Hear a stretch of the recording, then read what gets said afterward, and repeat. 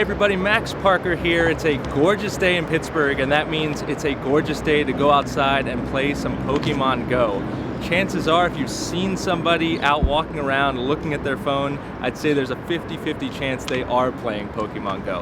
And you've probably heard about the game. It's been all over the news in the last week, and you might not know what it is. So Pokemon Go is the newest, biggest game. People are all over the place playing it, all over the city.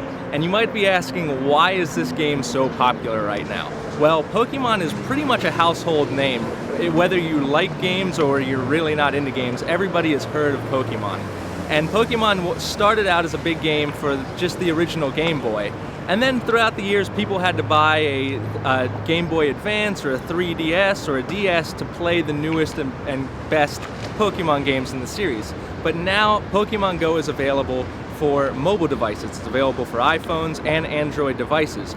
Almost everybody has one of those devices, so everybody can get in on the new Pokemon game. And it's actually free to download, so it doesn't cost anything to try out. So what is Pokemon Go, you might be asking? So Pokemon Go turns every city or suburb or rural area into a place where you can explore and catch Pokemon. It uses local monuments and public places.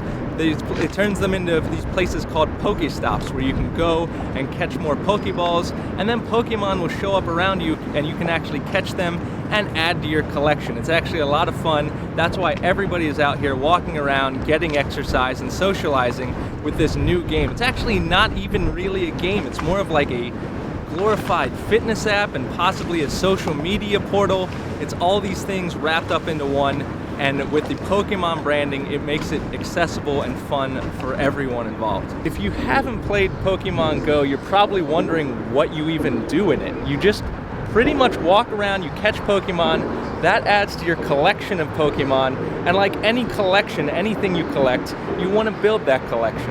And there's a big social aspect to it as well. Local businesses have been using these things, these in-game items that you pay for called lures, and that means if the business or somebody else uses a lure, it will attract rare Pokemon to that area. So local businesses have been using that to their advantage. They activate a lure, people come around the business, and then it becomes a really fun social experience for everyone playing. So I said before that Pokemon Go is completely free to play, and that's true. It doesn't cost anything if you don't want to spend any money on it. But there are in-game items that you can buy. That's how Nintendo and Niantic are making their money. So it's completely free to catch Pokemon and play, but eventually you might run out of Pokeballs if you haven't stopped at any local areas to get Pokeballs. So you can buy a pack for $1 or even more for $5 or $10, and that can add up over time. But it's, like I said, it's completely optional. You don't have to spend any money on it if you don't want to. The game is exceeding expectations set by both Nintendo and Niantic, and that means the servers are overloaded. So you might experience some bugs. The app freezes sometimes you can't even get into the app. But Niantic is working hard to stabilize those servers to make sure that everybody can play whenever they want to. So right now I'm on the app on the North Shore, and there are Pokestops everywhere. They're all over the place because there are monuments all over the North Shore as well. Right now I'm by Bill Mazeroski's famous statue, and it's a Pokestop, so you can just swing by and collect any of the items that come out of it. I got a bunch of Pokeballs. So that's just one of the great things. It encourages you to check out local monuments that you may have never even seen before.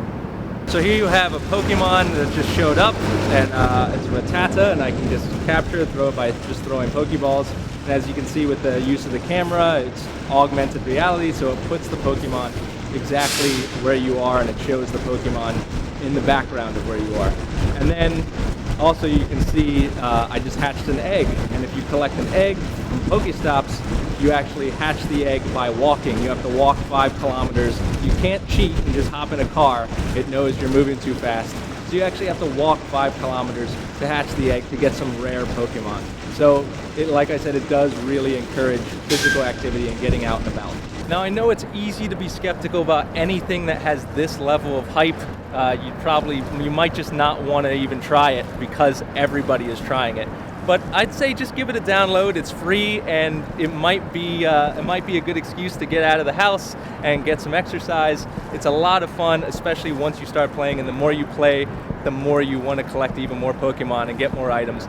And what's great about it is it becomes a big social experience where most people who play video games might just be sitting in front of a screen. Everybody is out walking around, having a good time, meeting new people, and playing Pokemon Go. It's a lot of fun. So there you have it. That's Pokemon Go in a very small nutshell. It's really the talk of the town. Everybody is out and about playing it.